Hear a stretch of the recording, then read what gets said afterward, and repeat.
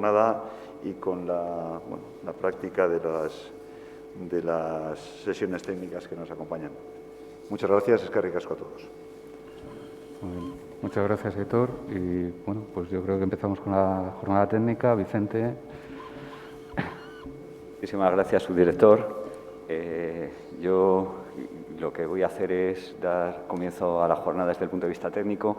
Solamente deciros dos cosas. La primera, que como decía Aitor, nosotros nos vamos a sacar los colores, sino que lo más importante es que hemos pasado del blanco y negro al color y yo creo que al tecnicolor, porque lo que vamos a ver hoy está en unas dimensiones, aunque sean obras pequeñas, de un nivel extraordinario. Yo ya soy un hombre mayor y pienso que una obra pequeña es mucho más difícil que una obra grande. Y las obras pequeñas, tanto como Bermeo o Ondarroa, son ejemplos extraordinarios de tecnicolor. Por eso no te preocupes. Y la segunda de las cosas que quería decir antes de dar entrada a Alberto es que decía Pablo Neruda una cosa, que aquí está el mar, pues que pase, ¿vale? Pues entonces vamos a empezar con la primera de las ponencias. Nosotros nos sentamos en la parte inferior del auditorio y damos la bienvenida a Alberto García Morales y a Borja, que creo que también va a realizar la ponencia, que es en relación al proyecto de obra de refuerzo del dique de abrigo del puerto de Bermeo. Daros las gracias, por supuesto, y empezamos la parte técnica. Bienvenido al mar.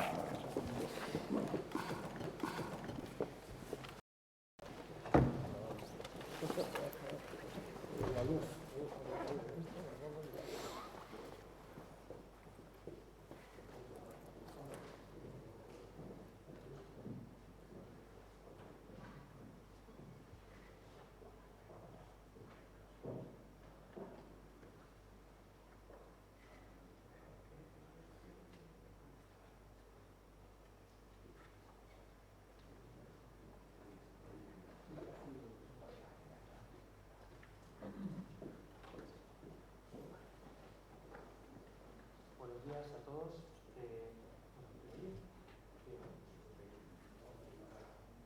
¿Ahora? Sí. ¿Ahora?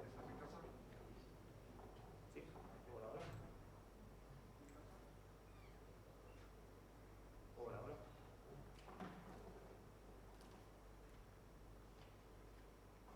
A ver si ahora. Hola. Bueno, si no saco.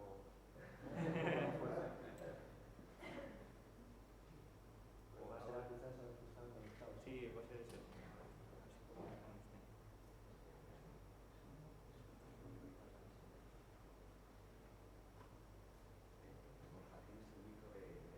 No, espera.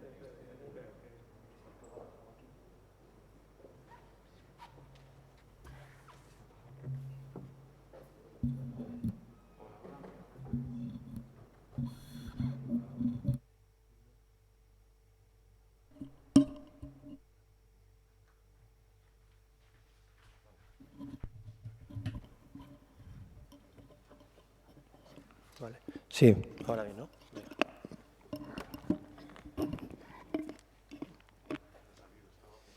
Bueno, pues decía, buenos días a todos. Mi nombre es Borja Zugasti y vengo también en representación de la Dirección de Puertos y Asuntos Marítimos, el Servicio Territorial en Vizcaya.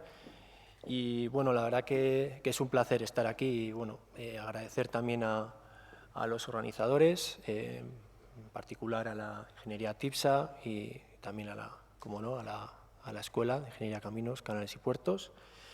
Y bueno, yo voy a introducir tanto los proyectos como las obras que se han materializado durante los últimos años en nuestro servicio en Vizcaya, en el puerto de Bermeo y en el puerto de Ondarroa. Bueno, en la imagen se ve el puerto de Bermeo, el dique de abrigo. Se trata de una infraestructura ejecutada durante el siglo XX y prolongado ya hasta los 700 metros que tiene de longitud totales en los años 90. Y bueno, pues el puerto que está en el puerto de Bermeo se encuentra entre el Machichaco y la ría de Urdaibai. Y la verdad que, bueno, voy a continuar un poco, a ver, perdonad, bueno, la localización, aquí se ven dónde se ubica Bermeo, entre el cabo de Machichaco y Urdaibai, que bueno,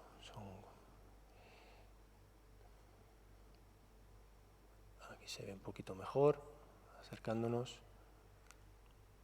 Bueno, pues como decía, el dique de abrigo, un dique en talud construido durante el siglo XX, bueno, pues ha sufrido diversos temporales durante los últimos años, que bueno, ha conllevado el dimensionamiento, el estudio del dique.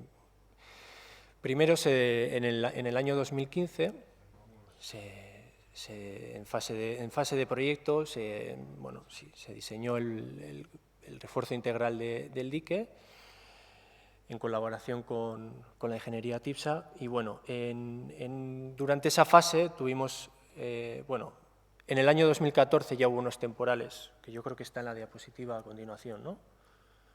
A ver, me vais a perdonar. Vale, en el año 2014 ya hubo unos temporales importantes, con roturas importantes en el espaldón, que conllevó el proyecto integral del dique de abrigo. Durante esa redacción de proyecto, nuevamente en el año 2016, hubo otros temporales que se tuvo que redactar en fase de emergencia, un proyecto de emergencia que posteriormente se ejecutó en la obra entre el año 2016 y 2017. Aquí se pueden ver imágenes de los daños ocurridos durante el año 2014. Ahí está el refuerzo de la zona dañada en esos temporales. Se ven más imágenes.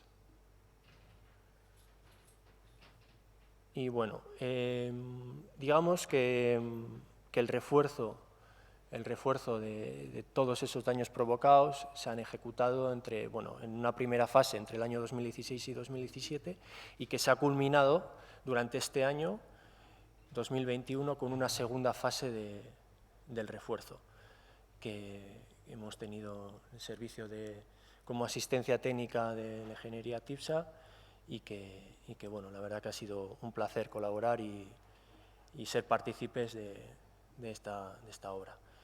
Yo creo que a partir de ahora, posteriormente hablaremos también del puerto de Ondarroa, que es otro puerto que gestionamos, que está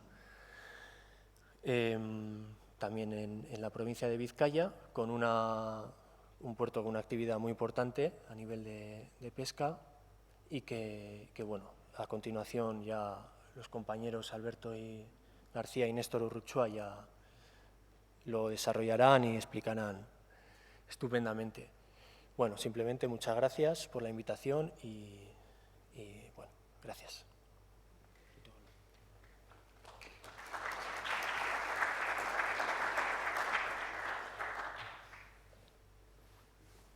Bueno, muchas gracias, Borja. Yo os voy a pasar a presentar un poco ya los trabajos que hicimos. Como bien ha comentado Borja, nosotros comenzamos en el 2015 con el refuerzo integral del dique. El refuerzo eran unos 700 metros de longitud. En el morro, para que os hagáis una idea, tenemos unos calados de 22 metros y la altura de diseño del proyecto fue de una altura de ola significante de 10 metros con un periodo de pico de 22. Como un poco, no sé si ni característico, es que ya el Gobierno vasco está empezando a incluir el cambio climático en el diseño de todos sus proyectos. Entonces, se diseñó con un nivel del mar de 5,5 metros. Luego, en esta diapositiva, otro elemento que el Gobierno vasco está incidiendo bastante es en la reutilización de de materiales que en vez de ir a vertedero, pues ponerlos en valor para poder ser reutilizados, ¿no? Para que medioambientalmente sea más sostenible. Y hemos encontrado en las escorias, en el árido siderúrgico, que es un residuo de las acerías de Altos Hornos, pues bueno, un material que nos dota de una densidad muy importante al hormigón, lo cual, bueno, como podéis ver, hicimos una comparativa de los diferentes pesos que nos salían en función del oleaje, pues para una densidad de hormigón convencional de 2,35, 2,70, que es de piedra caliza, y luego ya fuimos a 2,75 y 2,90. Entonces, como podéis ver, casi en el tramo 4, por ejemplo, que ya utilizamos 2,90, si hubiéramos ido a hormigones convencionales, pues tendríamos que ir a más del doble de peso. Y bueno, en este dique que tiene unas anchuras pues muy pequeñas, la verdad que era muy complicado y las grúas no entraban. Entonces tuvimos que ir a hormigones de alta densidad para reducir el peso. Bueno, este dique también lo ensayamos en modelo físico en la Universidad de La Coruña. Lo primero que hicimos fue un intenso trabajo de campo pues, para poder reproducir con exactitud todo el dique. En su origen eran bloques de hormigón de densidad 2,35, de 55 y 85 toneladas, y en los años 2008 y 2011 también hubo diferentes actuaciones de refuerzo con piedra caliza, por lo que tuvimos que saber bien dónde estaban esos bloques para poder reproducirlos con exactitud, porque las densidades son distintas, los pesos son distintos, y bueno, para reproducir con más exactitud. Y bueno, aquí veis, esto es la situación de origen. Bueno, origen, cuando nos lo encontramos en el 2015, cuando comenzamos el proyecto. Este es el morro, en el que se ve pues, que tiene una avería bastante importante, ya con bastante pérdida de bloques, y aquí se ve ya el refuerzo. Los bloques verdes son bloques de 80 toneladas de densidad 2,90, y los bloques azules que se ven en la zona superior son 60 toneladas. Y bueno, aquí es un pequeño vídeo del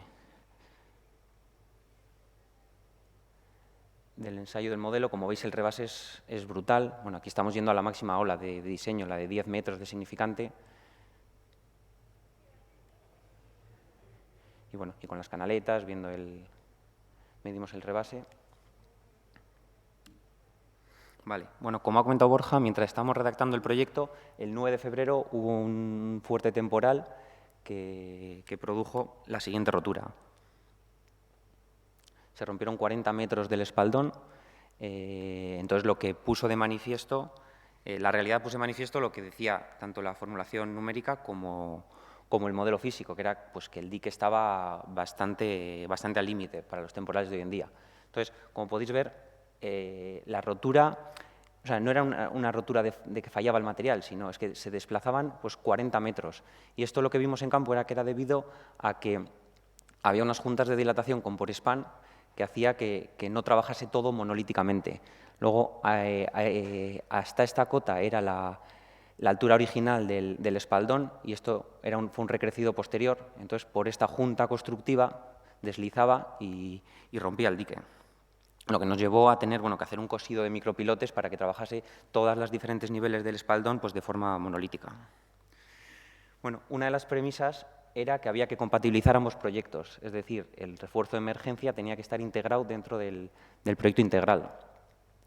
Entonces, bueno, como os he comentado, se puso de manifiesto la precariedad del dique y ensayamos, pues probamos el empleo de bloques de hormigón de alta densidad, que bueno, como vais a ver luego en las imágenes, pues bueno, la colocación fue bastante espectacular porque no teníamos espacio y el empleo de estas densidades nos llevó a materiales, a bloques más pequeños y poder hacer un refuerzo mejor.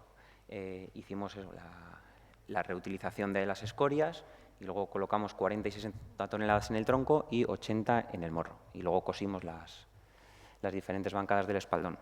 Y luego en la última diapositiva no se ve muy bien, también aumentamos la cota del espaldón pues, para reducir esos rebases tan espectaculares que se veían. Pero, lógicamente, teniendo en cuenta pues, el impacto visual. Al final, el dique no deja de ser el paseo un poco del pueblo de Bermeo y había que compatibilizar pues, una solución que fuese óptima, pero también pues, visualmente que no tuviese un impacto muy grande. Aquí podéis ver una infografía. Bueno, este es esta planta es donde colocamos bloques en el refuerzo integral, o sea, en el refuerzo de emergencia, perdonad. En color cian son las 40 toneladas, azul 60 y en el morro las 80 toneladas. Todo desde, más o menos desde la bajamar hasta la cota de coronación. Era el máximo alcance que podíamos con las grúas, colocando, ya digo, la mayor grúa que entraba en el dique. Y luego esto es el resto del refuerzo, donde quedarían los bloques ya en zona emergida y en el talud interior. Que luego esta segunda fase que hemos concluido ahora consistió en la colocación de estos bloques del talud interior y los que se ven en verde, que son de 80 toneladas de 2,90 en la zona sumergida. Y bueno, unas secciones tipo, como dónde actuamos, esto es el refuerzo de emergencia. Y aquí se ve la parte del refuerzo del resto del proyecto. Y en el morro, pues lo mismo. Aquí llegamos algo hasta la -3 y luego en esta fase última hemos colocado en la parte sumergida. Vale, y ahora aquí pues ya me meto un poco con las obras. La obra se acometió en el año 2016 y 2017. La dirección de obra fue el Gobierno vasco, los contratistas fue Sato y Bicam, y TIPSA llevó la dirección de obra, la asistencia técnica, y el presupuesto fue de algo más de 4 millones de euros. Como unidades principales se fabricaron 617 bloques de 40 toneladas, 148 bloques de 60 y 65 bloques de 80. Utilizamos 9.000 metros cúbicos de densidad 270 de hormigón y casi 5.000 de 290.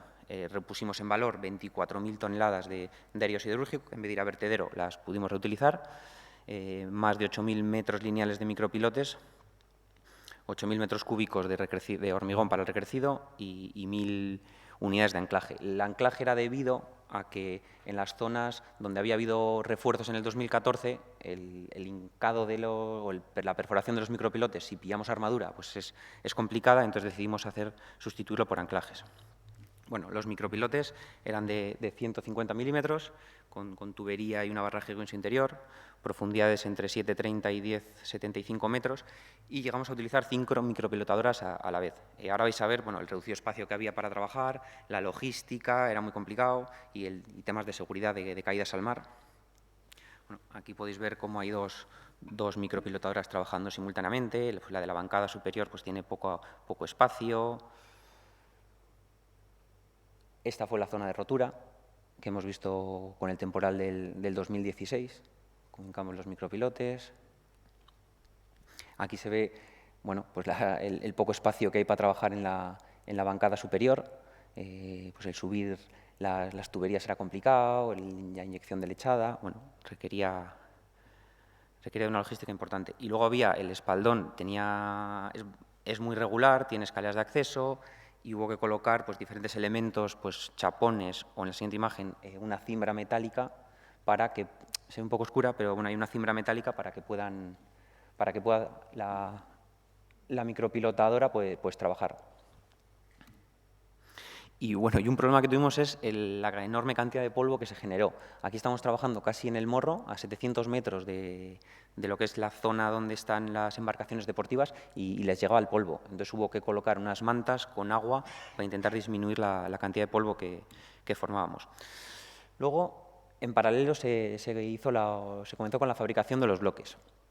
Esta diapositiva va a estar no duplicada, pero con los mismos puntos en la fase 2, en la que, con todo el conocimiento que adquirimos la asistencia técnica y el contratista, pues hubo pequeñas modificaciones que nos ayudó a que la fabricación de los bloques fuese más óptima, porque trabajar con hormigón de alta densidad es bastante complicado. Entonces, la planta de bloques estaba a 10 kilómetros del puerto de Bermeo y el hormigón se suministraba a una distancia de 20 minutos. Este detalle es bastante importante porque este hormigón, pues cuanto más cerca esté la planta, mejor para todos. Luego, la dosificación, pues tuvimos que bajar la cantidad de cemento para reducir el calor, entre 270 y 300 kilos de cemento por metro cúbico, y utilizamos superplastificante y arena caliza y siderúrgica 0,4. Pusimos de manifiesto que había que tener bastante cuidado con la temperatura del hormigón en fresco. 20 grados es un poco el límite entre donde se puede trabajar pues, en zona de confort y donde ya empieza a haber un poco problemas. El curado del hormigón también muy importante y luego el encofrado. El tiempo de encofrado tuvimos que estar 3 días los bloques de 40 toneladas y 5 días los bloques de 60 y 80 toneladas. Y bueno, alcanzamos 22 moldes de 40, 6 de 60 y 2 de 80 con picos de 18 bloques diarios. Aquí podéis ver bueno, la logística. Este hormigón es imposible bombearlo porque enseguida obtiene unas consistencias muy duras. Trabajamos con cono 5, cono 6 y era imposible bombear, entonces había que montar una rampa metálica para poder verter directamente el hormigón.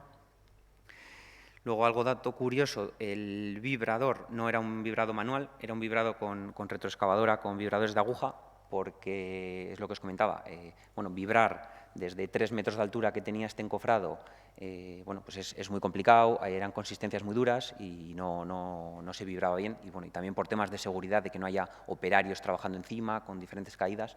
Y la verdad que fue un acierto el empleo de este tipo de maquinaria. Aquí podéis ver el parque de bloques. Los primeros, pues muy bien alineados, luego ya hubo que ir acopiándolos para ganar espacio en diferentes alturas. Y aquí podéis ver o trazar el parque de bloques.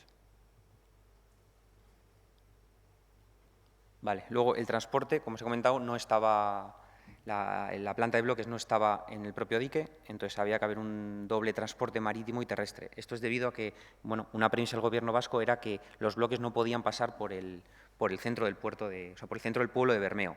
Entonces se tuvieron que transportar hasta la zona comercial por medios terrestres y de ahí con una pontona pasarlos al acopio intermedio que estaba ya en el propio dique exterior. Entonces, el transporte era desde Astilleros de Murueta aquí abajo hasta la zona comercial. Esta es la zona comercial y luego de aquí se transportaban mediante pontona a un acopio que había en esta zona y ya colocábamos todos los bloques. Por lo que teníamos que tener una grúa en la zona de la fabricación de bloques, otra en la zona de descarga, otra en la zona de acopio. Requiso de unos medios bastante importantes.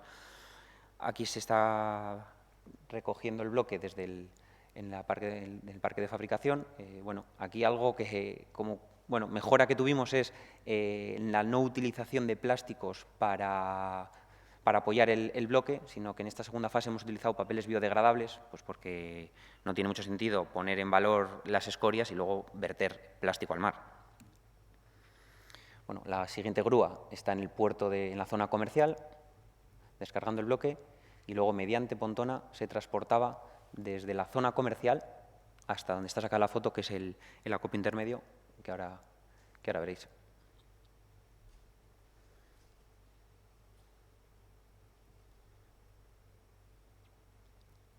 Y luego la colocación de bloques, como tema muy importante es la falta de espacio.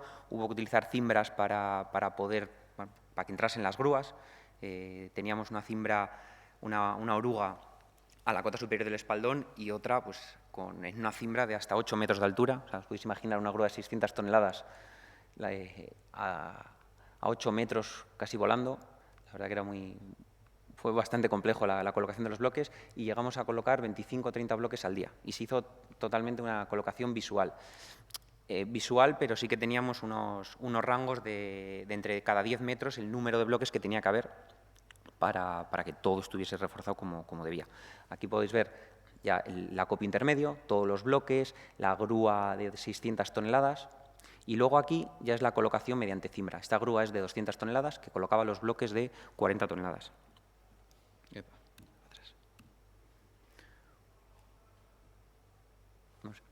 Aquí la podéis ver con la cimbra.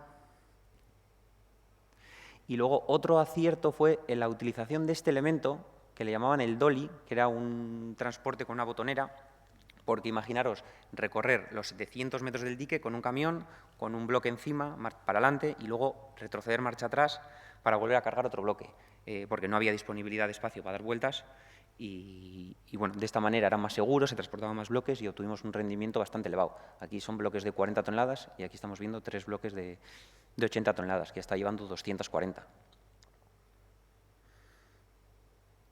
Y aquí es la colocación de los bloques de 60 toneladas con la grúa de 600 toneladas. Como podéis ver, esta cimbra es de 8 metros de altura. O sea, colocar aquí bloques, pues no era nada sencillo. Encima con el oleaje, bueno, aquí veis un poco más en detalle cómo le iban llegando los bloques con el dolly. Y aquí, bueno, pues colocando los bloques con el oleaje, con el riesgo que conlleva que de repente el oleaje impacte sobre el bloque, se sumerja, le quite peso a la grúa, luego se retira el oleaje, le vuelve a coger peso. Bueno, había que tener bastante control con los radios de colocación. Y aquí podéis ver, esta es la cimbra. Entonces, ¿cómo se movía la cimbra? Eran 2 cimbras, entonces la grúa estaba apoyada sobre una de ellas y luego ella misma cogía un módulo, se lo ponía delante, se arriostraba, se nivelaba, tardaba unas 3 horas esta operación y luego se iba desplazando a lo largo del dique. Y así íbamos colocando, por lo que había que ir a sección hecha. O sea, una vez que se movía ya no se podía volver atrás. Y aquí estamos colocando los bloques de 80 toneladas en el morro. Se utilizó la misma grúa, pero ya estábamos apoyados en terreno. Y luego el recrecido del espaldón, pues lo mismo. Este sí que se pudo hacer con bombeo porque era hormigón convencional, teníamos las mismas limitaciones de anchura y más o menos la media era 4 camiones a la hora. O sea, fijaros, para 350 metros cúbicos tardábamos 12 horas de hormigonado, porque entre que tenía que entrar una hormigonera, no se podían cruzar, no había bastantes limitaciones de espacio. El recrecido, el encofrado era con un encofrado, no se pudo hacer con carro porque había bastantes irregularidades y se desechó esa opción. El encofrado del botaolas. Y aquí se ve un avance de cómo fue quedando.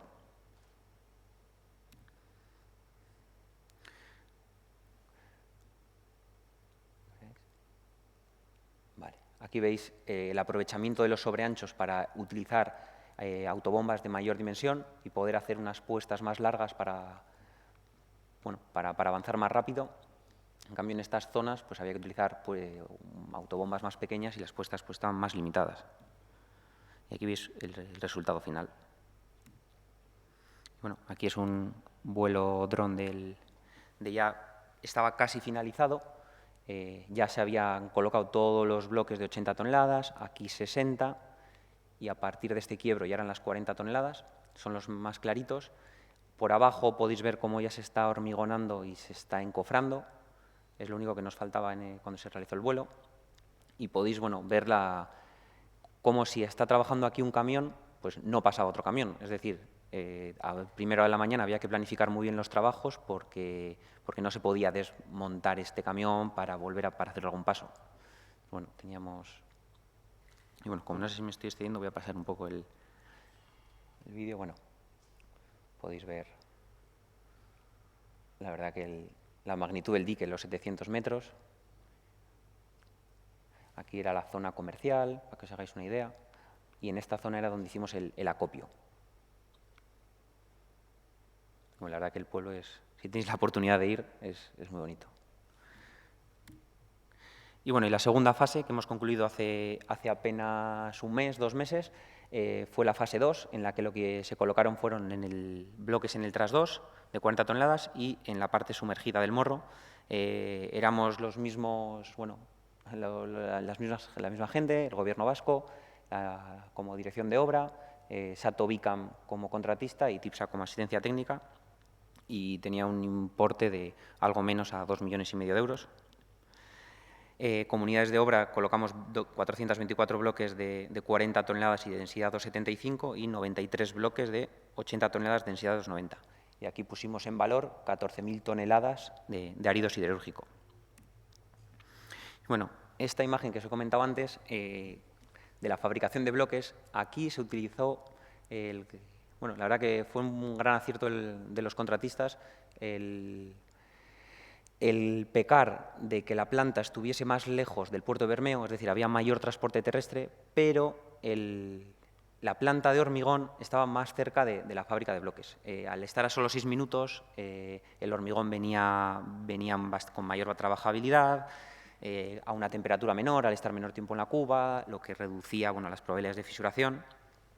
La dosificación, ya se utilizaron los 320 kilos de cemento por metro cúbico, y se añadió el plastificante que le dotaba de una mayor trabajabilidad y también de la arena caliza y siderúrgica de 0,2 para tener un acabado estético mayor. Aquí, bueno, la caliza se utilizaba para el de 2,75 y la siderúrgica era necesaria para llegar a la densidad de 2,90. Se puso de manifiesto, bueno, los 20 grados de temperatura del hormigón en fresco. Esta hora se hizo en invierno, por lo que no tuvimos ese problema. La anterior fase, como fue de emergencia, pues se hizo en verano y tuvimos pues bueno, el calor, pues teníamos esos problemas. Luego un curado intensivo, se añadió que todo bloque tenía que estar con una lámina de agua en cabeza de 10 centímetros para el curado y los bloques de 40 toneladas 3 días encofrados y los de 80 7 días. Tenían 46 moldes de 40 toneladas y 34 moldes de 80 y aquí la media era de unos 10 bloques diarios. Bueno, aquí veis esta imagen. Quiero hacer referencia a que en la anterior fase disponíamos de una parcela totalmente nivelada en la que se podía hormigonar en cualquier sitio. En esta no. En esta había bastantes desniveles y lo que se hicieron fueron bases de nivelación sobre las que se montaba el encofrado, por lo que si un encofrado tenía que estar 7 días, esa base de nivelación estaba 7 días que no se podía utilizar. Entonces había que tener un control en obra bastante exhaustivo para no pararnos en la fabricación. El hormigón era exactamente igual, con un camión sobre una plataforma auxiliar y una retro con vibradores de aguja. Aquí veis las calles de hormigonado, teníamos 3 en esta, aquí veis 1, 2 y aquí hay otra, y luego hay otra cuarta abajo y la zona de acopio superior. Y aquí bien se ve el agua en cabeza. Y luego también teníamos que emplear, esta es una grúa de 750 toneladas para poder desplazar los bloques, porque como no se podían hacer en cualquier sitio, teníamos que hacerlo en las bases, pues luego la zona de acopio estaba un poco más alejada y había que llegar. El transporte, sí que el transporte terrestre era mayor, pero no había un transporte marítimo, porque la colocación sí que fue marítima. Entonces, aquí el recorrido era algo mayor, unos 23 minutos, 20 kilómetros. Y aquí veis las dimensiones del bloque. Este es un bloque de 80 toneladas que tenía 3 por 3 por 3. Y este es el de 40. Y la colocación de bloques, que fue un poco lo más lioso de la obra, se colocó íntegramente por medios marítimos. Se utilizó una pontona modular de 19 módulos sobre la que se disponía una grúa de 300 toneladas. Teníamos una limitación de trabajo. A partir de 0,6 de altura significante ya se complicaba la colocación de bloques y se colocaron entre 16 y 20 bloques de 40 toneladas al día y entre 4 y 8 bloques de 80 toneladas. Aquí la colocación, como era por debajo del mar, pues lógicamente se hizo una malla y cada bloque iba con su coordenada para su colocación. Esta es la pontona modular, la que se ve, eran 2 filas de 9 módulos, más el tanque de atrás, que era donde se apoyaban los motores. Y aquí es una imagen, un vídeo en el que se muestra cómo fue el traspaso de la grúa de la zona terrestre del muelle a la propia pontona. Era para mí fue bastante espectacular verlo. Se tuvo que desmontar toda la pluma, los contrapesos para reducir el peso de la grúa y aprovechamos la mayor pleamar del mes para poder alcanzar la cota del cantil y que pudiese realizarse esta operación. Y aquí se ve cuando ya la grúa ya carga todo el peso sobre la pontona y igual no se aprecia tanto, pero fue espectacular cómo baja y boom. Y las estachas, todo funcionó bien. Y aquí ya tenemos la grúa, con todos los contrapesos, estaba anclada a la propia parte superior de la pontona y ya dispuesta para trabajar. Y aquí es la colocación. Para la carga de los bloques, aquí estáis viendo 8 bloques de 40 toneladas. Pues tardábamos al principio unas 3 horas en hacer esta maniobra. Luego ya se redujo. ¿Por qué? Porque había una secuencia de montaje. O sea, no podíamos colocar de repente 2 bloques aquí porque se desestabilizaba la pontona. Había que hacer lastrados y deslastrados de los tanques para que la pontona fuera estable. Y entonces esta operación, la verdad, que llevaba bastante tiempo. De ahí pues, que los rendimientos no fueran tan elevados. Aquí estaban colocando en el talud interior los bloques de 40 toneladas. Esta era la zona más protegida, por lo que aquí no teníamos limitación de altura de ola. Siempre que en el morro no se podía trabajar, pues se venía a trabajar al talud interior. Aquí es el avance en la colocación. Bueno, este es, como veis, pues hay gente, el paseo, es el paseo del pueblo, entonces todo el mundo estábamos a la vista de todos. Aquí el avance de la colocación. Y bueno, y aquí ya estamos colocando los bloques del morro. Se tuvieron que fondear muertos con boyas para anclarlo. Luego también se colocaron unos pernos en el propio dique para poder posicionar bien la grúa. Bueno, y aquí se ve muy bien el tamaño de las piedras. Y bueno, y aquí es, bueno, en vez de celebrar la primera piedra, pues bueno, celebramos la última piedra, el equipo de TIPSA y de la Dirección de Obra del Gobierno Vasco, que aquí faltaba UNAI.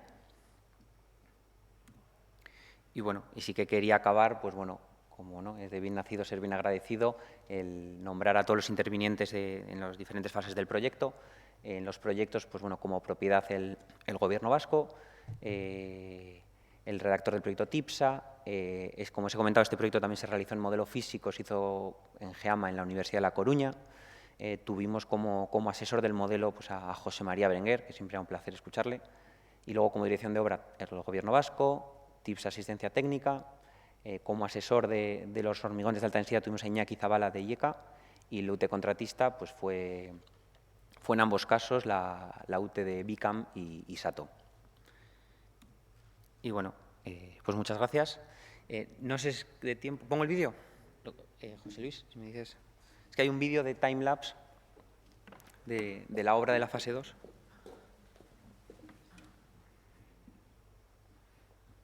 Lo tenías tú aquí, ¿no? Está abierto. Presentación. Sí, está aquí.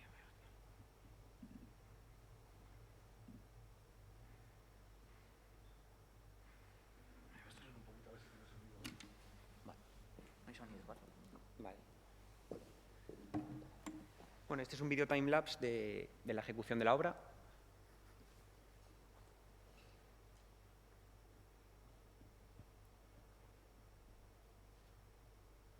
Este es el parque de bloques. Cómo se iban fabricando. Vale.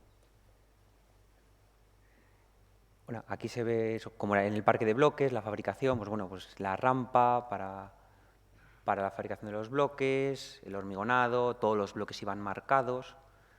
La pera de pequeño eran, bueno, 40 toneladas. Y aquí, pues bueno, ya cuando íbamos teniendo bastantes bloques, se acopiaban en 2 alturas los de 80 toneladas y en 3 alturas los de 40 toneladas.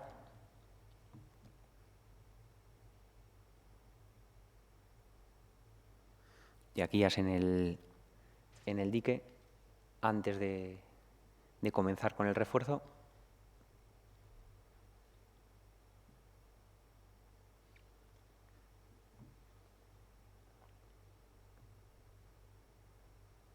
Y aquí ya podéis ver a la pontona trabajando. Aquí teníamos como objetivo, siempre que las condiciones climáticas lo permitiesen, había que ir obligatoriamente al morro, a quitarnos cuanto antes los bloques del morro, que era la zona más expuesta, y los días que había mayor oleaje se trabajaba en el tras 2. Pues ahí está trabajando en el morro y ahora volví al tras 2.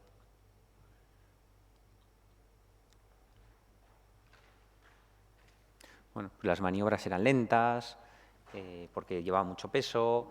Luego había que compatibilizar con el día a día del puerto, había entradas de buques mercantes, bueno, de buques de la zona comercial, había que dejar paso.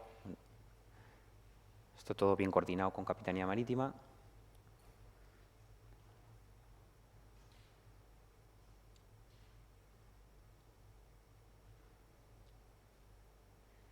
está en colocación en el morro.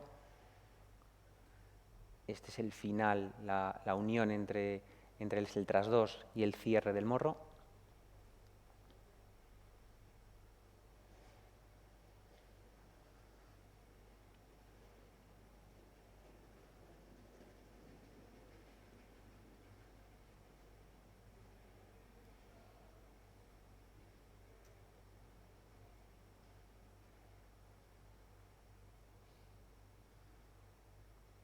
Aquí ya prácticamente habíamos acabado la colocación de los bloques en el tras 2 y al final se acabó la obra colocando los últimos bloques del morro y aquí ya está la obra totalmente finalizada.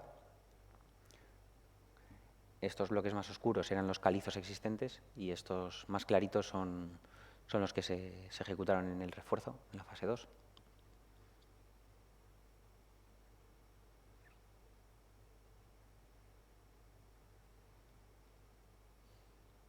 Aquí ya van cogiendo un poco el color natural del verdín de las mareas.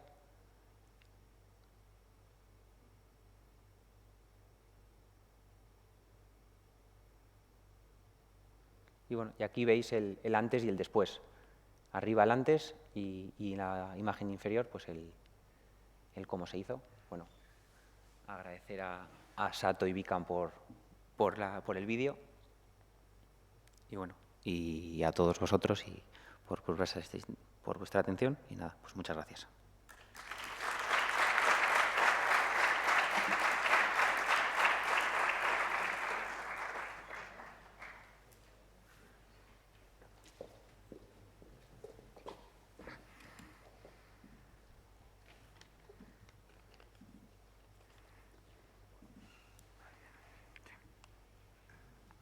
Vale, aquí lo tienes. Aquí a la derecha, ¿vale?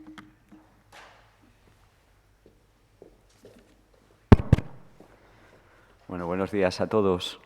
Esto es como cuando en Noticias 4 dicen anuncios y entre la ponencia de Alberto y la ponencia de Néstor y de Borja, en las dos, pues vienen los anuncios. Entonces, yo siempre me pongo una ponencia en el intermedio, fundamentalmente, porque así soy capaz de controlar los tiempos entre la ponencia primera y la ponencia segunda, porque con una transparencia puedo estar 1 hora o con 100 transparencias puedo estar 1 minuto.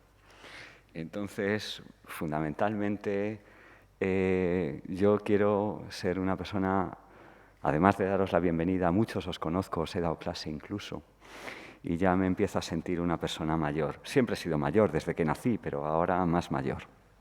Entonces, hace 4 años un grupo confió en nosotros, ¿vale?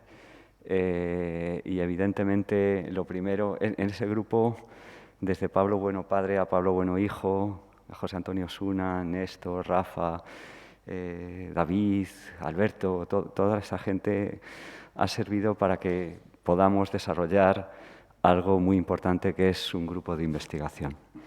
El convenio que se hizo se llamó Promoción del Conocimiento y de la Investigación. Entonces, creo que es extraordinariamente importante dedicarnos en la universidad a ayudar fundamentalmente a las empresas, a fomentar el desarrollo de la educación, de la promoción e intentar que nuestros estudiantes combinen 3 cosas fundamentales. La primera, la formación. La segunda, la crítica, el conocimiento, lo decía Aitor al principio. Y lo tercero, la práctica.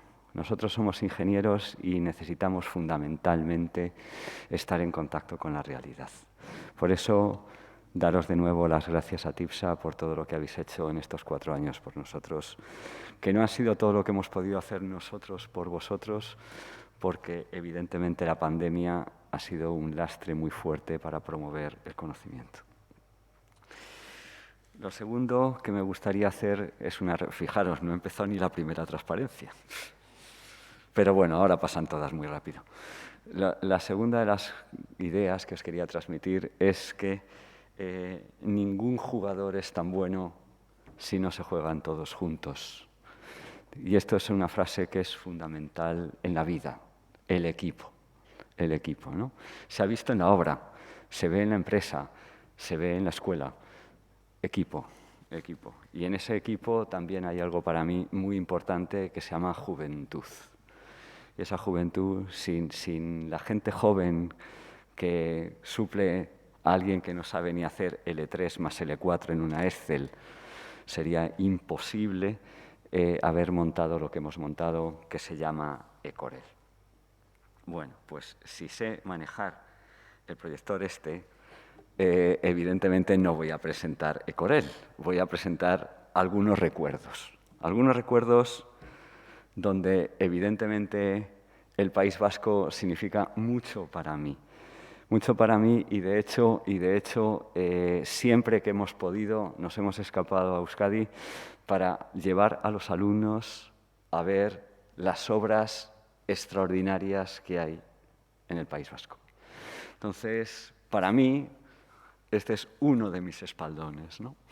Este es uno de los espaldones por la historia, por el conocimiento del puerto de Bilbao, por lo que significa y donde suelo llevar a los chavales siempre, porque creo que la ciudad tiene que mirar al mar y no debe separarse nunca del mar. Y este es un ejemplo maravilloso de un espaldón a la más 2150, que ahora poco a poco se ha quedado como un pequeño resto de paisaje construido y que solemos visitar cuando podemos. Aquí estoy yo siempre haciendo el ganso.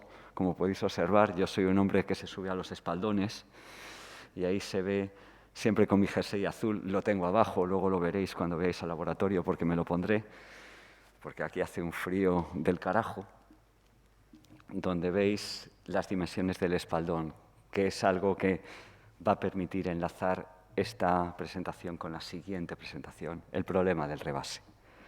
¿Vale? Aquí, como otro ejemplo de este país, trabaja uno, miramos 58, ¿vale? Pues entonces es un ejemplo donde estamos viendo cómo se fabrican cajones en la autoridad portuaria. Ahora no ha querido pasar. Ya lo ha puesto antes Borja, que era Bermeo, otro puerto emblemático. Y aquí Motrico, evidentemente Mutriku, otra de las visitas obligadas que solemos hacer de nuestros recuerdos por el mar. Y, evidentemente, al Ente Vasco de Energía y, sobre todo, a la obra magnífica que le quedan esos 100 metros lineales de prolongación del dique. Y aquí todos, alguno de ellos hoy estáis aquí presentes, viendo la obra de Motrico. Y yo me he cambiado de jersey, fijaros qué curiosidad, ¿vale? Viendo lo más bonito que hay, que es la realidad, el mar. Aquí haciendo el ganso, pero también haciendo para que prestéis atención a las señalizaciones que hay en los puertos. O sea, luego las autoridades portuarias, los organismos, tienen problemas, porque es muy bonito hacer fotografías, subir selfies y hacer Instagram, pero eso luego trae problemas. En Ondarroa dio problemas, yo creo que fue el 28 de enero del 2014, ¿no? Aquello lo recuerdo yo. Entonces, por favor, si hay una señal, respetarla, ¿no? Y lo más importante es que el mar no avisa, ¿no? Y se le ve palpitar, pero el rebase es uno de los elementos esenciales, ¿no? Bueno, después de estos recuerdos, no quedaba más remedio de contaros qué somos nosotros. Ya evidentemente, más o menos, Ecorel responde a Environment, Coast and Ocean Research Lab. Y la idea fundamental es dedicarnos a tres patas, una a la docencia, otra a la investigación y otra dar soluciones. Y hemos tenido grandes maestros en esta escuela, ¿no? Como puede ser don Ramón Iribarren o como puede ser don Pedro Suárez Bores. Somos un grupo bastante ya numeroso, donde empieza a haber gente joven y donde ya tenemos alguna profesora, que es algo estupendo, ¿no? Nos dedicamos a muchas cosas, a la offshore, a los diques, a las costas y al medio ambiente. ¿Vale? Como estamos en la universidad, no nos queda más remedio que publicar, ¿vale? Y es una cuestión también muy lógica. En los últimos 10 años hemos publicado más de 30 artículos en revistas de prestigio. Hemos participado en más de 30 comunicaciones en congresos. Hemos dirigido, bueno, más de 13 tesis doctorales, 30 proyectos de investigación en diferentes grupos, desde Iberdrola, Dragados, TIPSA, Rover, Acciona, etcétera.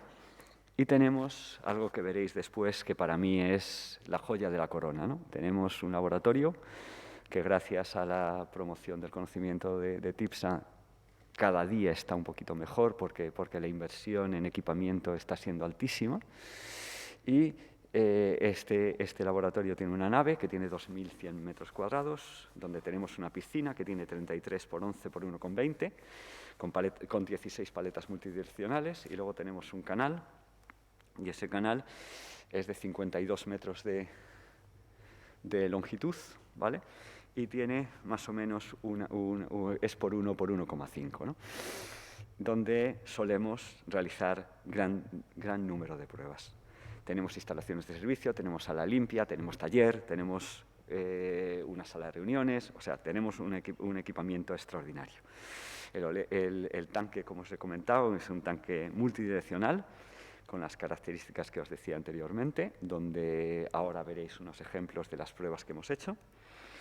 Aquí tenéis el canal de oleaje, de 52 por 1 por 1,5, la sala limpia y las instalaciones de servicio, que es el taller.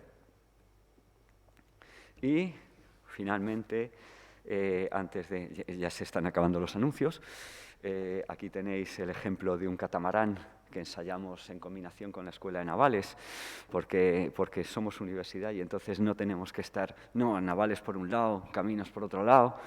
No, esto lo hicimos en combinación con la Escuela de Navales, que fueron un proyecto de atraque a un pilote de un catamarán. Aquí tenéis dos simulaciones de 2 plataformas eólicas flotantes que hemos desarrollado entre el año 2019 y el 2020, una con 3 torres y otra lisa. Son plataformas híbridas que podrían trabajar como gravedad y como flotantes, y es otro de los ejemplos que podéis ver, ¿no? Aquí me parece que esto es un vídeo, sí, he sabido darle a la tecla adecuada para que se moviera. Evidentemente, ya para acabar, antes de que venga Néstor, Borja y José Luis a hablar del emblemático proyecto de Ondarroa, solamente quiero deciros 3 cosas. Gracias por venir. Gracias por venir. Esta es vuestra casa, ¿no? Y siempre que queráis, aquí tenéis una nave de ensayos para hacer lo que necesitéis, ¿no? Eso es lo primero. Lo segundo, gracias a vosotros. No os lo tengo ni que decir, ¿no? Y lo tercero, gracias al Cantábrico.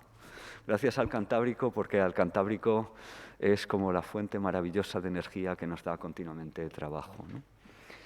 Y, finalmente, yo siempre termino con unas frases de estas. Hoy me he levantado Pablo Neruda, ¿qué queréis que os diga, no? Y entonces Pablo Neruda tiene un verso muy bonito también, que dice: necesito del mar porque me enseña, ¿vale? Gracias de verdad por venir. Y, Néstor, todo tuyo.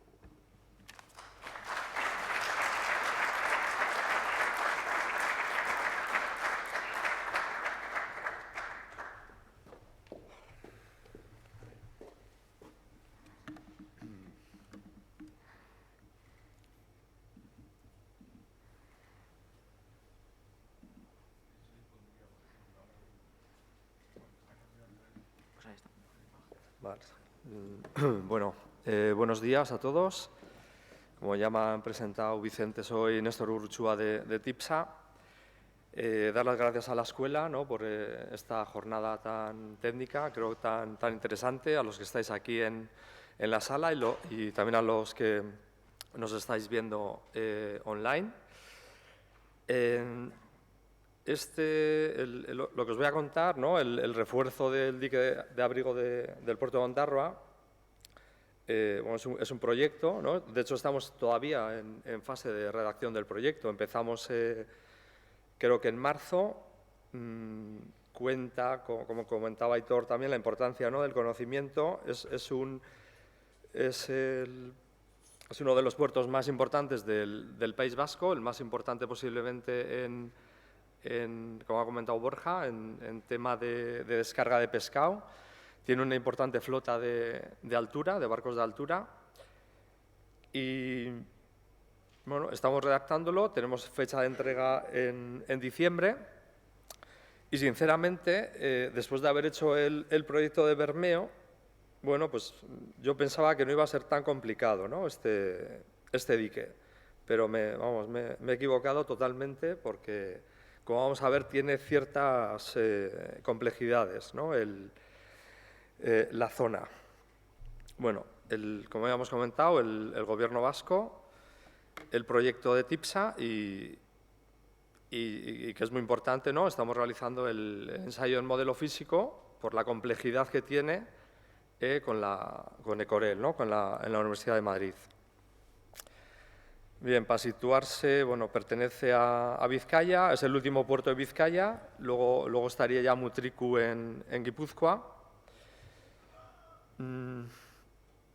Tiene, así a simple vista, no tiene como Bermeo, el cabo Machichaco, no tiene elementos de gran difracción del oleaje o cabos muy tal, pero sí que tiene una batimetría muy compleja. Aquí ya vemos los bajos rocosos que salen, ¿no?, en las inmediaciones del dique, pero luego además en la batimetría cercana y más lejana, pues también es una zona rocosa, hay un cañón submarino que tiene una gran importancia en la propagación.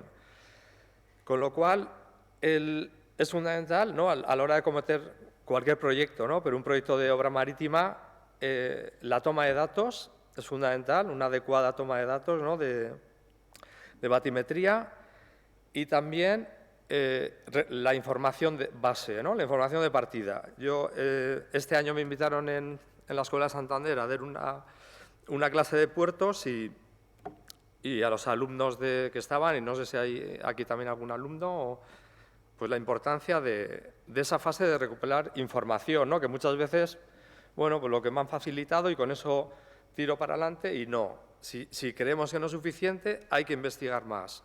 Hay que ir a los archivos, pues en este caso Gobierno vasco o autoridades portuarias, o buscar en Internet, lo que sea, pero esa fase es fundamental. Vale. Es un dique complejo porque, bueno, como la mayoría de los diques, pues tienen unas fases de desarrollo, ¿no? Aquí comienza en el año 1892 la primera alineación, que es un dique vertical, mixto, porque la segunda alineación que empieza, ¿no?, aquí lo veis, en el cambio de alineación ya es un dique en talud. Posteriormente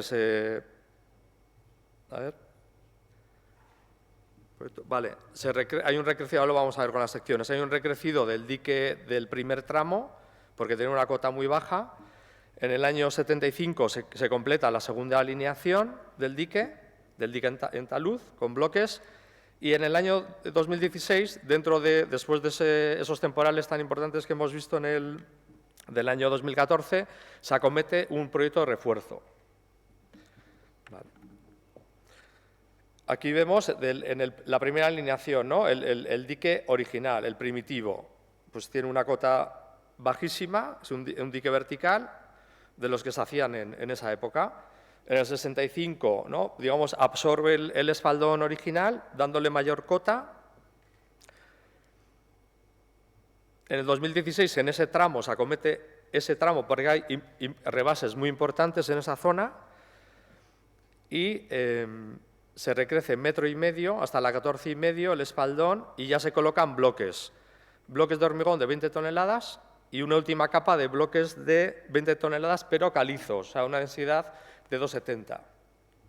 Bien, aquí ¿por qué se acomete este proyecto? Porque hay importantes rebases, como vamos a ver. Bueno, esta es la sección de la segunda alineación, que es un dique en talud. Tiene un núcleo poroso, o sea, está formado por bloques de 20 toneladas y el manto de protección de 40. Perdón. Y el núcleo está formado por bloques de 40 toneladas, ¿vale? Tanto el manto como el núcleo. O sea, la segunda alineación es un... Por eso lo que comentaba es complejo, porque tenemos un tramo que es un dique mixto, ¿no? que es un dique vertical donde se han colocado bloques, y este es un dique poroso, o con un núcleo poroso. Bien, ¿cuál es lo más importante o la problemática? Pues hay unos rebases muy, muy importantes, ¿no?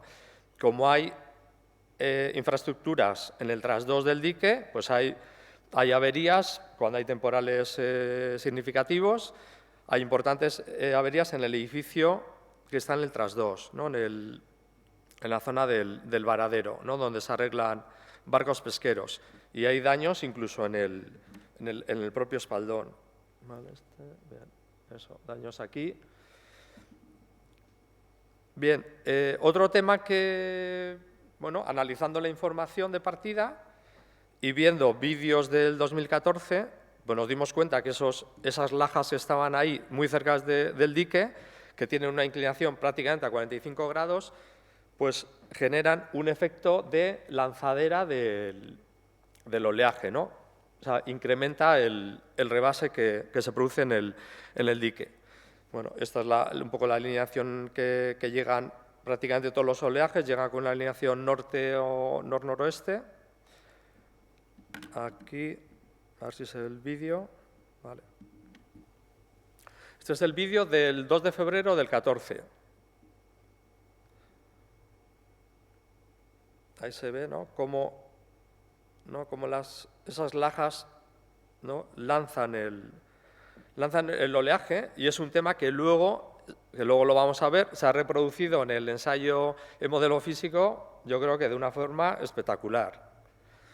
Vale, ahí ves el rebase, cómo afecta al edificio.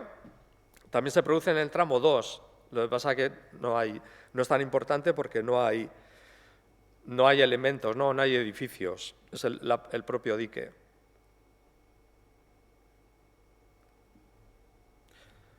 A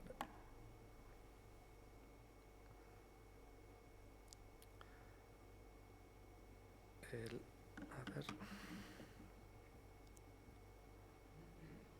Vamos a adelantar. Quiero ver ahí, el oleaje, ¿no? Cómo llega en rotura.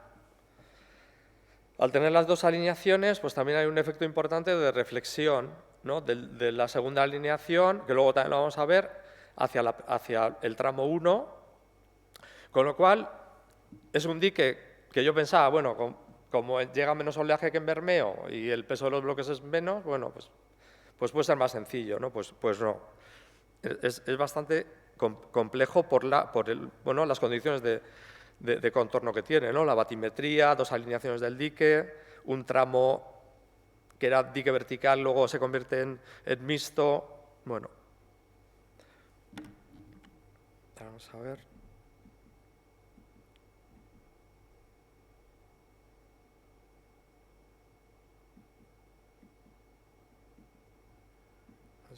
Bueno, los rebases, ¿no? Espectaculares. Vale, ¿y cómo llega el oleaje? Bueno, yo creo que ya. Bien. Aquí se puede ver la obra del 2016, como hemos dicho, bloques de 20 toneladas calizos, ¿vale? Y debajo una especie de núcleo con hormigón. Y cuando hemos ido a inspeccionar el dique, pues aquí se puede ver, ¿no? Hay una gran pérdida de bloques en la parte de arriba, en la berma, y cómo se han movido estos bloques calizos, dejando los bloques de hormigón vistos. ¿Vale? Con lo cual, pues se ha demostrado que ese peso de bloque pues es insuficiente. Sin embargo, el tramo 2, bueno, pues luego vamos a ver también, hay zonas que faltan bloques, en el morro, ¿no? En la zona que suele sufrir más el morro, pero no es una cosa tan llamativa. Vale, aquí vemos un poco la sección teórica del tramo 1, del proyecto del 16, y cómo está en la actualidad, ¿vale? La pérdida de bloques tan importante que se ha producido. Vale, la toma de datos. En la zona emergida se ha realizado una toma con láser escáner de toda la zona del espaldón, incluso de la zona de lajas de rocas. Aquí detrás hay unos depósitos de Repsol, que también tiene su importancia el tema del rebase. Contábamos con batimetría, con sonda multi-haz, ¿no? Con una batimetría muy detallada. Incluso contamos con una batimetría que realizó AZTI, no sé si fue en el 2016, de todo el País Vasco hasta la batimétrica -100. O sea, tenemos una información para hacer la propagación exterior espectacular, ¿no? Muy buena. ¿Qué pasa? Nos faltaba una zona. Esta zona azul, donde no entra el barco con la sonda multi-haz, no había información, porque es una zona muy compleja. Hay bajos de rocosos, no puede entrar una embarcación. Bueno, pues como prácticamente no se ve, pero bueno, con una Zodiac muy pequeñita, con una sonda monohaz, y donde no se podía, con escandallo. Pero vuelvo a lo de antes, ¿no? Es mejor tener información, aunque no sea tan precisa, que no tener información, ¿no? Bien, aquí veis un poco la configuración de la batimetría. Ya podéis ver, muy compleja. O sea, bajos rocosos, por lo menos en la zona de las inmediaciones del dique. Esta línea es la 0, que sería la baja mar máxima, y la otra sería la 4,5, ¿no? Para que veáis un poco el nivel de pleamar, lo que queda emergido, incluso las zonas de rocas quedan emergidas, ¿no? en pleamar. Vale, esta sería la batimetría, bueno, la malla exterior de propagación. Aquí está el puerto de Bilbao. Los datos para la propagación se obtienen de una boya direccional que hay en Bilbao a 600 metros de profundidad, con lo cual nos da el oleaje en aguas profundas, ¿no? Con un grado de una información muy buena, ¿no? de ese oleaje. Y aquí tenemos la batimetría de detalle. Aquí igual no se observa muy bien, pero bueno, aquí vemos menos profundidad, roca, y aquí vemos como una especie de cañón, ¿no? Y esto luego al final tiene un efecto muy importante, ¿no? en cómo llega el oleaje, aparte de las dos direcciones, dos alineaciones que tenemos en el dique. Bien, este es un ejemplo del oleaje, bueno, no lo veis hasta abajo, del noroeste, que al final es el más energético, un periodo de retorno de 238 años y un nivel del mar teniendo en cuenta el cambio climático, como ha comentado antes Alberto en Bermeo, y que es un requisito del Gobierno vasco, que en los proyectos, bueno, yo creo que hay que tenerlo en cuenta, ¿no? La cota +5. ¿Por qué la +5 en Bermeo 5,5? Bueno, porque hay otro tema que está muy importante, es el conocer el cero del puerto, ¿no? El cero del puerto respecto a Alicante. Siempre es ¿no? Los que estamos metidos en proyectos marítimos, siempre es un tema, bueno, no es que sea complejo, pero que si no lo analizas bien o tienes la última información, siempre da lugar a equivocaciones que pueden ser más, menos, pero importantes, ¿no? Porque hay veces que bueno, cuando se unen proyectos de, digamos, cartografía con batimetría, que igual uno no está, no sea con los cambios que hay del nivel medio del mar en Alicante, si no lo actualizas esa cartografía, pues ahí vienen problemas importantes. Bueno, este es el oleaje que nos llega a la primera alineación y a la segunda alineación. Bueno, hay alguna por el tema de las rocas, pero bueno, estaríamos cerca de 8 metros, ¿no? Entre 7 y 8 metros. La segunda alineación algo menos. Y aquí hemos dibujado en amarillo el oleaje del 2014. Vale. Para que os hagáis una idea, por ejemplo, el noroeste, 238 años, tiene 13,58 de altura de ola significante en aguas profundas, y el oleaje del 14 tuvo un registro de 11,1. ¿Vale? O sea, tiene un oleaje muy, muy importante, con un periodo también muy alto de 18 segundos. Bueno, está ahí. Y aquí hemos hecho también un análisis para el oleaje más energético, ¿no? El del noroeste, un poco la sensibilidad con el diferentes niveles de marea, pues con el 5, que es el de diseño, con 4 y con 3, ¿no? Lógicamente, pues bueno, hay más rotura, no tienes tanta columna de agua y le llega menos ola. Bien, aunque estamos todavía en fase de proyecto, pero bueno, las alternativas que estamos analizando, lógicamente pasa por recrecer el espaldón, pero claro, ¿hasta dónde, no? Porque con el rebase que tenemos, para reducir el rebase a una cantidad muy pequeña, aquí estamos proponiendo ir a la +16. Es la cota que tiene Bermeo en su parte más alta. El puerto de Bilbao, por ejemplo, tiene el espaldón, o zonas, ¿no?, que tiene el espaldón a la +21. Pero ¿qué pasa? Vamos a subir 5 metros más para que no haya rebase. O sea, quiero decir, ahí hay un equilibrio, ¿no?, que tenemos que ver, que para eso también es fundamental el ensayo en modelo físico, nos va a dar en cuánto reducimos ese rebase. Bien, entonces, básicamente nos centramos en recrecer el espaldón. En principio, bueno, estamos analizando si en todo el tramo o en la zona donde tengo los rebases más importantes que me afectan a edificaciones. Bien, esta sería una alternativa. Esta es la alternativa que en principio es la que más probabilidades tiene, o estamos barajando, que sería el regresivo del espaldón, pero en el tramo 1, que es donde más movimiento de bloques ha habido, hacer una recarga. Ahora vamos a ver con qué peso. Y luego en el tramo 2, bueno, pues zonas puntuales y en el morro. Bien, otra alternativa podría ser, bueno, como tengo mucho rebase, intento separarme más, ¿no?, para que el oleaje no me incida tanto. Bueno, pues ese tipo de cosas, si no tenemos el modelo físico, es muy difícil de cuantificarlas con formulación, ¿no?, analítica. Otra alternativa sería reducir el impacto que tenemos en las lajas, ¿no?, intentar colocar bloques para que esa laja no sea tan plana y aumentar la rugosidad, ¿no?, que el oleaje rompa y que se reduzca el rebase. Otra alternativa que pusimos, bueno, es hacer un dique exento para que llegue menos energía.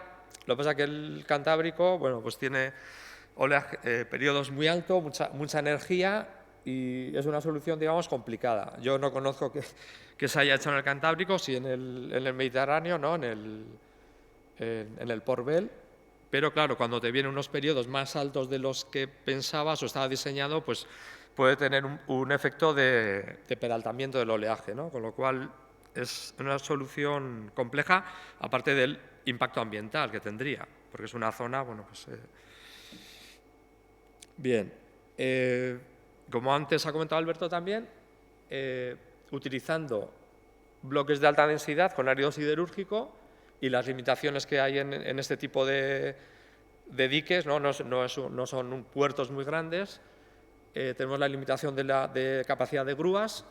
Entonces, en principio estamos barajando una densidad de 2,70 con hormigón, ¿no?, que también podría ser bloque. El bloque calizo en principio tiene una limitación de 60 toneladas. Bueno, podemos ir un poco más. 2,70, 2,75, digamos, es un hormigón de alta densidad, pero no es demasiado complicado. Si nos vamos ya a 2,90, ya se complica. Entonces, bueno, aquí vemos un poco la diferencia, ¿no?, de ir a un hormigón convencional, que estaríamos en el tronco en torno a 75 toneladas y en el morro casi 100, a ir a hormigón de alta densidad, y estamos en pesos de 45 para el tronco y de 60 en el morro.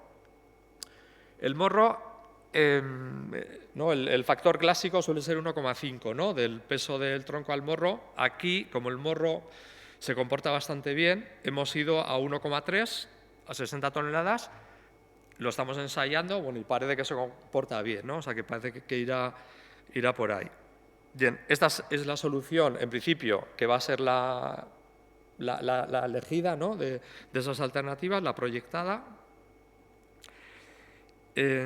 Vale, en secciones, en el tramo 1 había una zona donde en el proyecto del 16 no había habido recarga de bloques. Bueno, pues vamos a incluirla también hasta el final, ¿vale?, bajando un poco la cota de coronación, en vez de a las 11 a las 9, con un talud 3,2. a lo largo de todo el tramo 1, ¿no? Esta era la sección teórica del proyecto del 16, este es más o menos el estado en el que se encuentra, hay muchos bloques que están por aquí abajo. Bueno, pues vamos a colocar una capa, habrá zonas que entren en 2 bloques de 45 toneladas, ¿no? Con densidad 270. A la cota más 11. Recrecido el espaldón hasta la cota 16 con micropilotes para lo que veíamos antes, para evitar esas roturas por juntas frías del hormigón, ¿no? Donde hay un salto, pues por aquí es donde suele romper. Bien. En el tramo 2, ya hemos visto, no hay daños muy grandes. Bueno, pues se realizará una carga en zonas seleccionadas. Y en el morro, de 60 toneladas, lo mismo, pues sobre todo en la parte superior, en la parte de abajo. Hay veces, claro, que abajo tenemos la sección teórica, pero hay veces que la grúa, cuando se construyó, no llegó allí, ¿no? Y por eso hay veces que nos encontramos que hay saltos bastante verticales, ¿no? en las zonas del pie. Bien, esta es una imagen, ¿no?, que hemos hecho con Civil 3D de la solución proyectada respecto a cómo está ahora mismo el manto de bloques. Entonces, aquí vemos dónde hay la mayor colocación de bloques, ¿no?, sobre todo en esta zona. Esta zona es una zona compleja, también lo vamos a ver en el ensayo. Y luego en el morro, ¿vale? No se ve, pero bueno, son 520 bloques de 45 toneladas en el tramo 1, 120 en el tramo 2 y creo que son 70 en el morro. Vale, ¿cómo colocamos esos bloques? Bueno, pues hace falta una grúa de celosía de 600 toneladas. En principio, en el tramo 1 no haría falta cimbra, como hemos visto en Bermeo, irían apoyadas abajo, que nos dan, jugando con el bloque en seco y en sumergido, pues nos dan estos radios con estas posiciones y llegaríamos a todas las zonas. En el tramo 2 es más complejo porque tengo muy poca anchura, entonces esta grúa de 600 toneladas, bueno, el tema de las grúas pues es un mundo también, ¿no? Por eso también es importante contactar con especialistas, ¿no?, con las empresas de grúas, porque ellos, esta misma grúa, si le ponen una configuración de contrapesos diferente o doble plumín, pues es capaz de llegar, ¿no? Teníamos este radio, ¿no?, el de 52 que vemos aquí, pues con una configuración especial son capaces de llegar aquí, ¿no?, a casi 20 metros más. En el morro, por el tema del espaldón y el giro, hace falta subir la grúa a una plataforma. Como hemos visto en Bermeo, pues era con cimbra, pero toda la grúa en la plataforma, o sea, ya no se apoya en el espaldón. O sea, tiene que estar aquí posicionada y colocar los bloques de 45 toneladas y en el morro, ¿vale?, esa misma grúa en la plataforma, pues ya llegaría a todas las zonas de colocación. Vale, pues yo ahora le doy paso a José Luis Ors, que nos va a contar un poco el ensayo. Bien.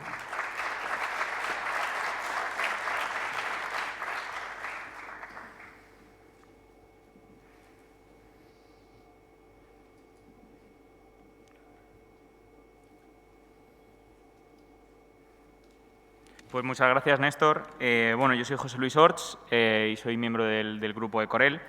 Y bueno, pertenezco a un grupo muchísimo más grande, pero me ha tocado a mí dar la cara hoy, pero bueno, esto es un trabajo, como ha dicho antes Vicente, de un equipo que muchas veces pues uno se asombra, ¿no?, de lo capaz que es y lo grande que es. Respecto al modelo que hoy nos atañe, que es el modelo físico del puerto de Ondarroa, para empezar, para nosotros ha sido un modelo francamente exigente. Primero, por lo que ya hemos comentado previamente, que es una infraestructura de alto impacto en la sociedad, pues básicamente debido a que pues se trata de un puerto muy importante para el País Vasco y es una infraestructura que al menos merece respeto por ello, ¿no? La batimetría, por otro lado, la batimetría y el terreno son igualmente exigentes, pues bueno, dada la orografía del terreno y como vamos a ver ahora a continuación.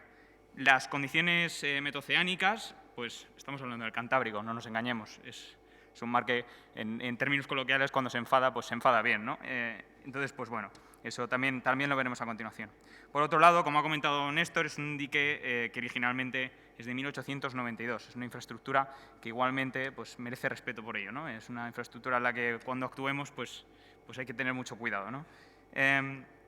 Después, por otro lado, las problemáticas que ya ha comentado muy bien Néstor, pues tanto la problemática como la solución pues, son difíciles, ¿no? Estamos trabajando, intentando mejorar una infraestructura pues que bueno, tiene unos problemas muy definidos y que bueno, estamos trabajando en ver cómo los podemos solventar.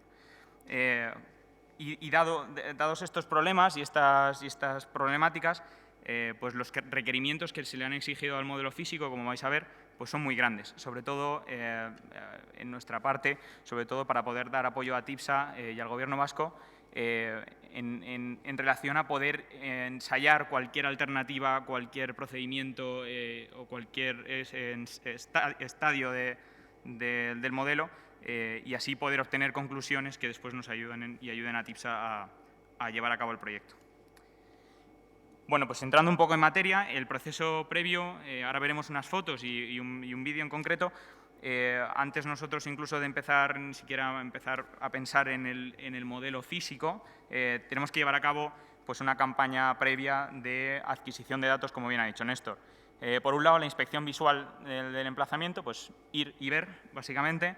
Aprovechar esta visita, y ahora ya lo veremos, para hacer un vuelo autónomo con dron, del cual extrajimos también no solo vídeos, sino también fotografías, pues para en su momento llegar a hacer un modelo fotogramétrico del dique. Después, una vez visitado el dique, estudiar las diferentes condiciones metoceánicas, que además TIPSA nos ha ayudado un montón ahí con su manejo de clima. Una vez hecho esto, elegir la semejanza y el ajuste de escala es algo que junto con el ajuste dimensional del modelo es una cosa en la que nosotros prestamos muchísima atención porque de ello depende la viabilidad y el buen hacer, ¿no?, después del modelo. Y una vez definidos estos, pues ya ponernos en faena, ¿no?, generar y calibrar las series de oleaje y preparar pues, las especificaciones propias de lo que va a ser la construcción del modelo. Como os comentaba, pues este es un extracto del vuelo que hicimos con el dron, en el cual, pues bueno, esto es un vuelo autónomo, en el cual pues definimos cuáles eran los puntos claves de los cuales necesitábamos información para, bueno, pues planificar este vuelo. Esto, como veis, pues bueno, esto es un vuelo general en el cual nos interesaba mucho el estado del manto y, bueno, en general un poco cómo estaba todo desde otro punto de vista, no simplemente desde el espaldón. Por otro lado, esto es lo que hablábamos antes, de lo que nosotros llamamos fitting. Este no es el resultado final, de hecho veréis que el dique está un poco más retranqueado, pero bueno, para nosotros es muy interesante, sobre todo a nivel de simular perfectamente la propagación del oleaje, pues hacer una muy buena y correcta replanteo del modelo en las dimensiones que tenemos y con la infraestructura que tenemos, ¿no?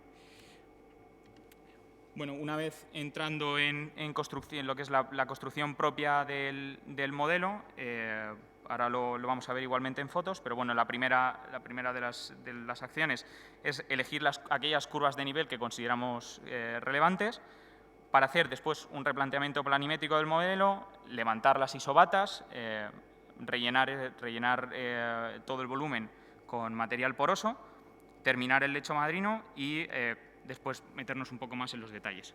Lo vemos ahora más fácil en fotos, ¿no? Este es un poco el replanteo. Aquí podéis ver, pues estamos marcando, lo que hacemos es sobre una malla que ya tenemos definida y calibrada sobre la solera del tanque, elegimos los puntos de las isobatas que creemos que van a ser las más representativas y que vamos a proceder a realizar, y entonces marcamos y dibujamos las líneas con la referencia planimétrica.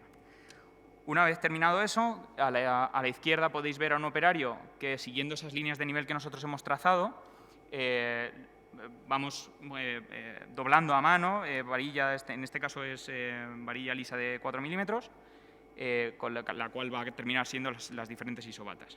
Y en la parte de la derecha, ya lo atisbáis, sobre todo en la parte inferior de la imagen, en la cual pues, lo que hacemos es, al final cada isobata tiene una altimetría, ¿no? en nuestro modelo. Entonces, pues, bueno, ahí tenéis un operario cortando las diferentes varillas a las que va a ir cada una de las isobatas. Aquí pues, veis a la parte izquierda como ya hay algunas isobatas ya planteadas y cómo están pues, soldando encima esas varillas que habíamos curvado para darles finalmente la cota final. A la derecha simplemente veis un poco cuál es el proceso. Empieza despacio y bueno, después se va complicando la cosa. Esto es la terminación final. O sea, realmente lo que hacemos es rellenamos con material poroso, en este caso grava común, y después fratasamos con una capa de mortero de 5 centímetros, la cual nos permite incluso pues, andar por encima del modelo y bueno, tener una resistencia impresionante, ¿no? Y esto es la terminación de que está haciendo el operario de pues, todo el alisado y para darle la rugosidad que esperamos al modelo. Esto es un poco el avance, ¿no? De cómo van avanzando. Esto es una foto a la mitad de la construcción de la batimetría. Y bueno, veis, pues como hemos empezado, hemos empezado la cota menos 36 en este caso. Y bueno, vamos avanzando hasta llegar al dique.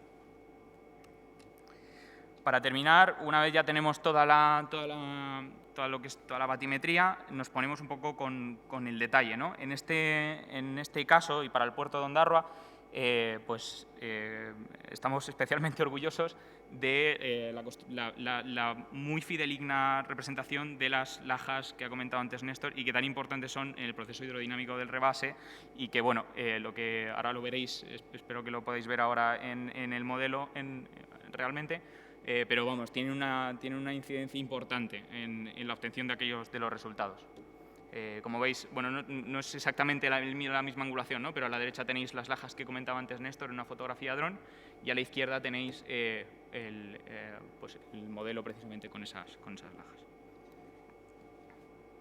Una vez tenemos ya lo que es la batimetría, lo que pasamos es a la construcción del muro en sí, ¿no? del dique, de la infraestructura.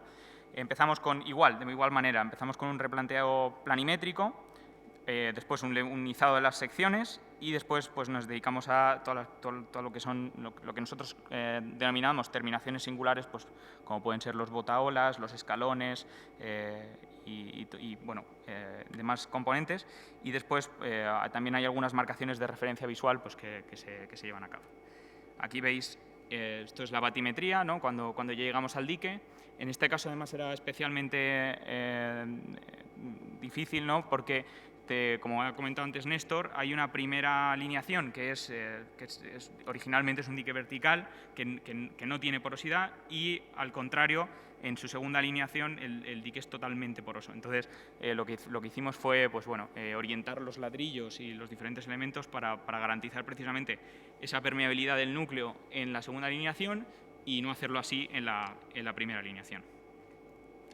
Aquí veis ya lo que es la infraestructura terminada o casi terminada, a la espera de los últimos 2 metros en los que se sitúa el espaldón, el botaolas, que aquí vais a ver.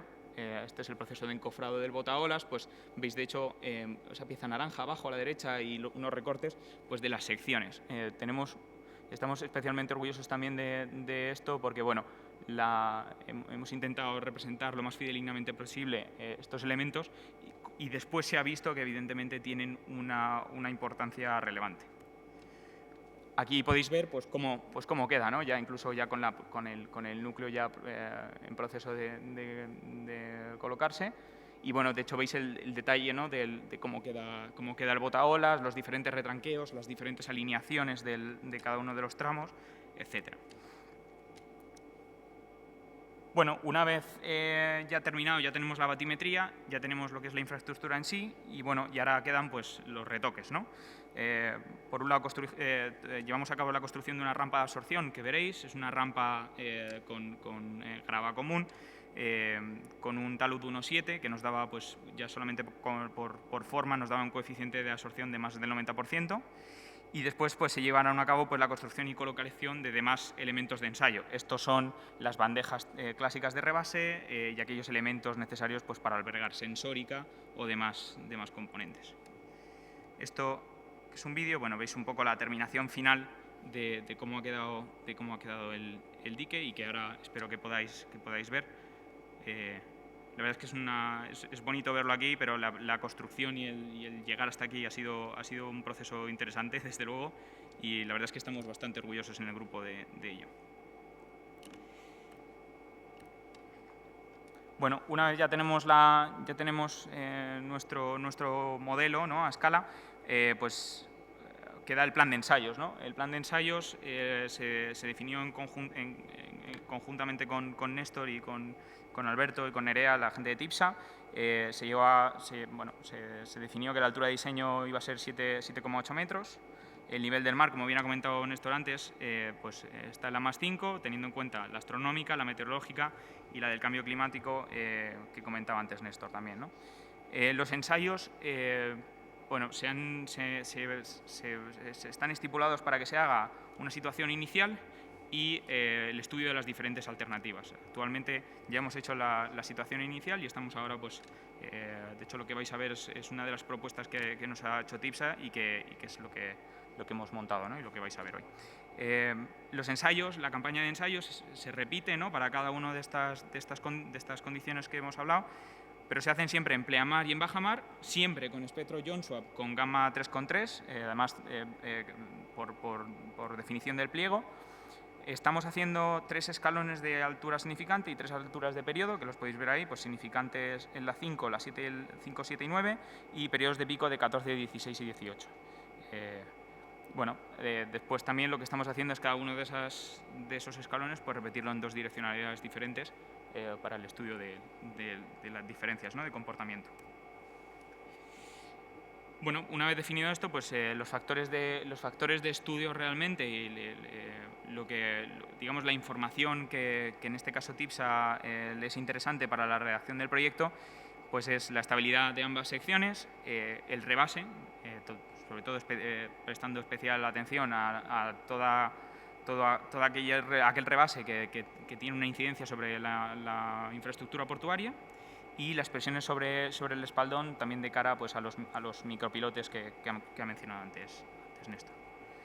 Bueno, esto es un poco el desarrollo de los ensayos y bueno, esto es uno de los resultados que hemos obtenido, evidentemente con oleajes altamente energéticos, que ponen de nota que, por ejemplo, en este caso la primera ligación, veis el antes en la parte izquierda y el después en la derecha, pues para ciertos oleajes que estamos hablando de periodos de retorno muy grandes, ¿no?, pero que pueden llegar a darse.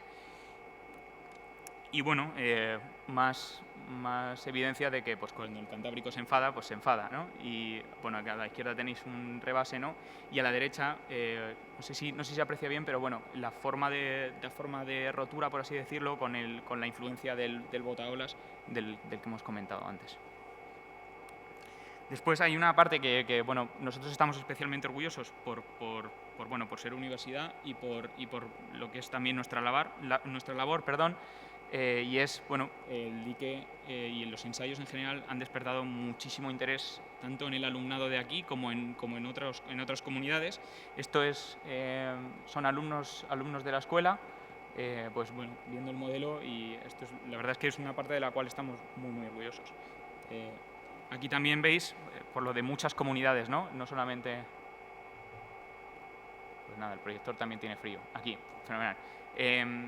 Aquí, pues lo de otras comunidades, ¿no? No solamente la comunidad universitaria o propiamente ingenieros o futuros ingenieros civiles, sino, bueno, pues también los que muy en el futuro esperemos que lleguen a ser, no son ingenieros, sino lo que ellos quieran, ¿no? Pero bueno, ha despertado la verdad es que bastante interés, ¿no? Y nada, con esto, no sé si Vicente, para decir algo y bajar ya al laboratorio, ¿verdad? Perfecto, gracias.